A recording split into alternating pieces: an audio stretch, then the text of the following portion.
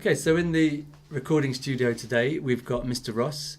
He is the head of English at school, and Miss Mitchell, who currently teaches the IGCSE Second Language. And we thought we'd have a conversation today about what those things are, what the differences are between the regular GCSE English and the Second Language English. In English, we actually study for two qualifications. So I teach IG First Language.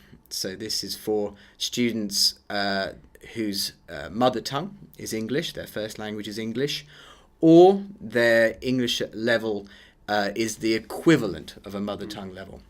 So they are getting assessed, as native English speakers, readers, and writers of English. Mm-hmm. In CDL, we also combine the lessons that they have per week in English class with a second IGCSE called English Literature, and they'll study a selection of short stories, novels, poetry, and a play over the 2 years. 2-year course, in which most cases the student will be following the course with the one teacher over the 2 years. That's correct. So unlike the high school diploma, which follows 1-year programs, the IGCSE is a 2-year program. So the students will know in their first marking period of grade 9 or IG1, they will know what exams they're going to take, and they will be given all of their mark schemes. So they will know what's going to be on those exams, but they won't actually take those exams until May of their second year, when they will be in grade 10 or IG2.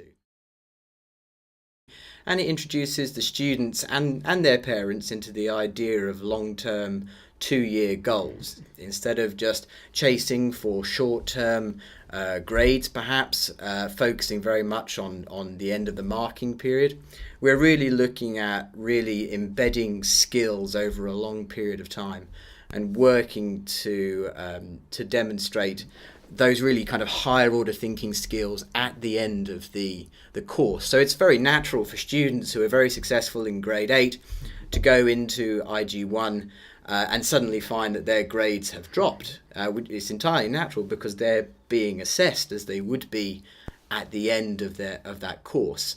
And that does build up a lot of resilience in students, which is of course what they're going to need for their IB studies. But this course be, for me, even if I'm operating at what I think is a fairly good level, but I'm getting mediocre grades. I think for students who are getting all A's and B's, then I think in English, then I think the first language is really a good option. But I think if you are getting C's and D's or less, and you have the option of looking at second language, which gives you the same IG credits, which allows you to access the IG curriculum in all their subject areas, it's a really important opportunity that the school is offering them, that this program actually exists in the mainstream, but originally speak other languages for multilingual and bilingual kids. The second language exam can be better because it only requires a B2 level of English. The mainstream program requires a C1 and really to do well a C2 level of English. And so there are students who aren't yet at that level of proficiency in English. So there's a little bit more leeway on the language exam. The literature is at a C1, C2 level for everybody, first and second language, because the literature exam that Cambridge offers is the same for all students around the world, whether they're first language or second language.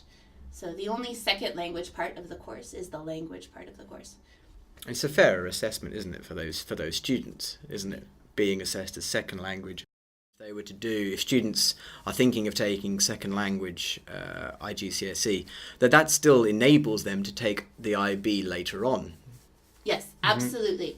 So many students choose to do language B at the IB level once they've graduated from second language, but we've also had students successfully take language A for English every single year that we've offered this course. Yeah. So we have students that choose to do language.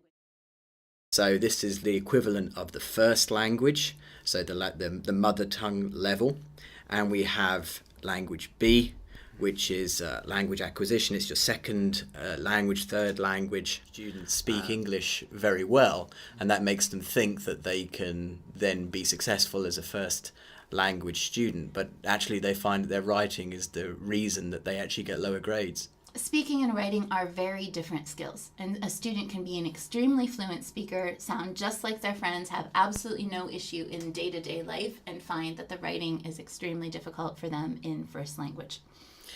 So we've kidnapped a recent grade 8 student. We were just talking to him before about his perceptions of the course.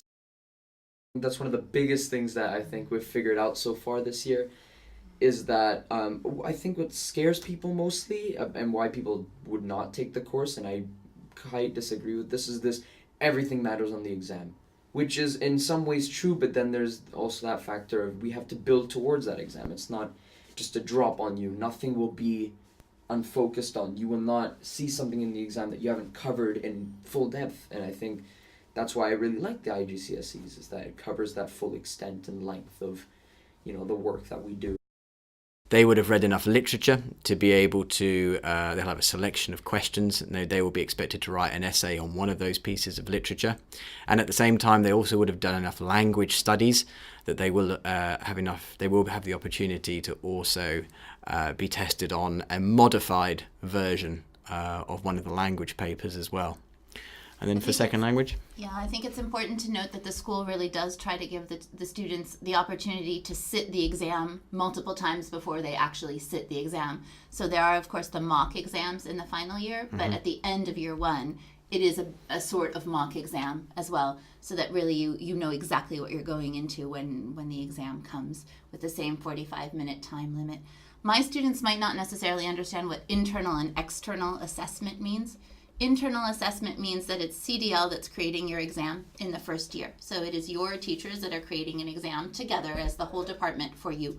Whereas when we say external assessment, it means that Cambridge University has created their own curriculum and their own exam, and that we send the exams away for them to grade. It's not your teacher who grades.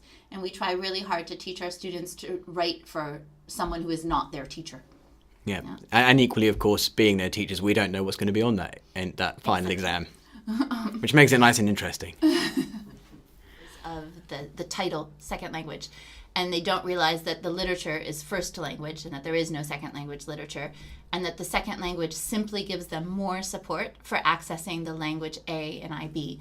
Students who are able to get through the IGCSE second language will not be sitting TOEFL to get into university, because they will have achieved the necessary level. They will be working at a C1, C2 level in literature and a B2 level in language, which means that by the time they get to grade 11, they are C1, and they do not need to sit the B2 TOEFL or the A2 TOEFL, obviously, and that they are accessing English at a mainstream level.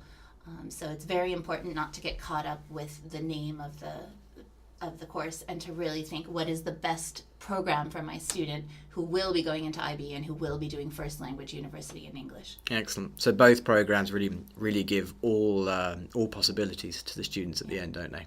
Excellent. All right, so now that we've finished, I just want to personally thank Mr. Ross and Ms. Mitchell for being down with us today.